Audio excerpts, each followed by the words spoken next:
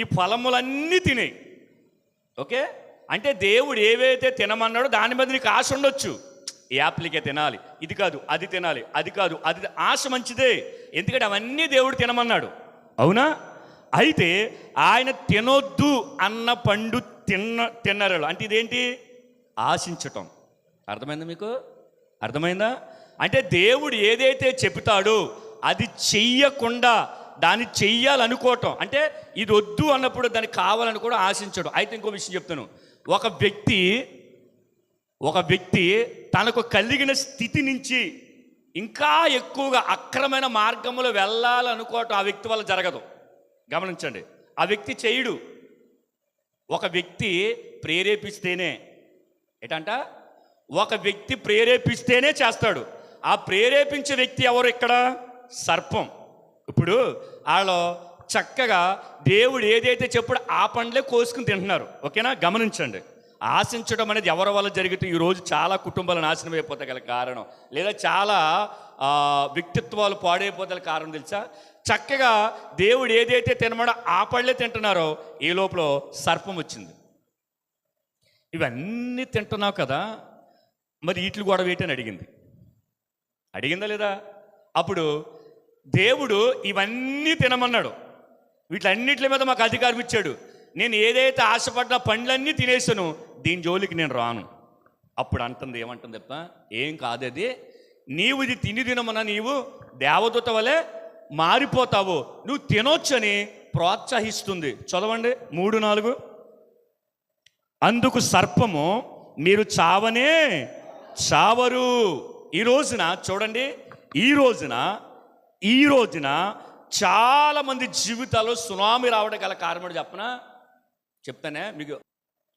ఇప్పుడు కుటుంబంలో భార్య భర్తలు ఉన్నారనుకో, భర్త సంపాదన సరిపోలేదనుకో, దేవుడిచ్చిన కుటుంబం, దేవుడిచ్చిన జీవితం, దేవుడిచ్చిన భర్త, దేవుడిచ్చిన భార్య, దేవుడిచ్చిన పిల్లలు, అలాగే ఉన్న దానిలో తృప్తి పొందాలి వద్దా?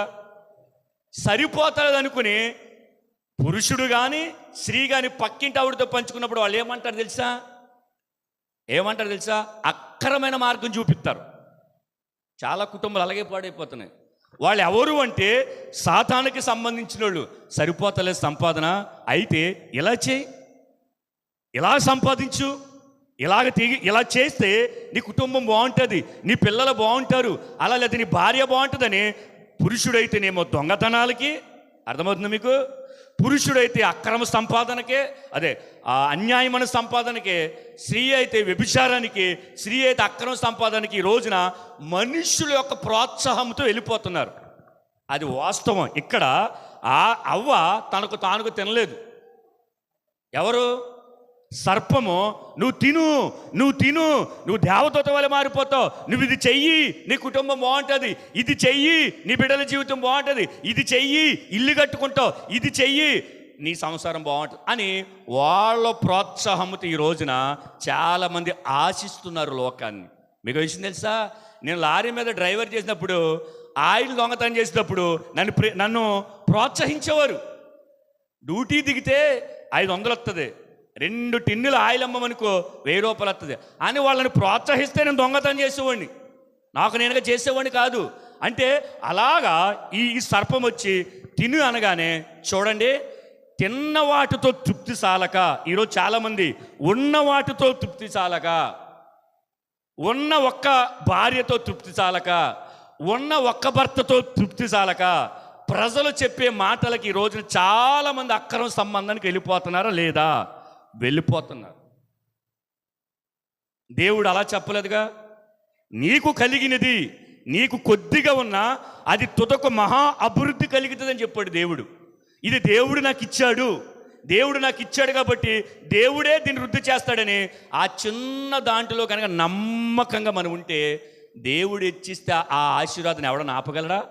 ఆపలేడు. ఈమె సర్పం మాట ఏంది?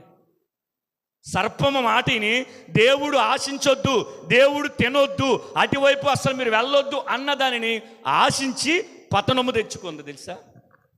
వాడికి ఏమైంది? వాడు మామూలుగానే ఉన్నాడు. వాడి పనే దేవుడు ఇష్టపడింది చెడగొట్టడం. అర్థమైందా? దీనితో తృప్తిగా ఉండని దేవుడు అంటాడు. తృప్తిగా ఉండనివ్వడు.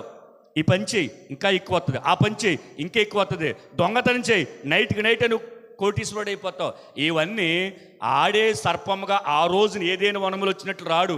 నీకులాగా నా దగ్గరికి, నాకులాగా నీ దగ్గరికి వస్తాడు.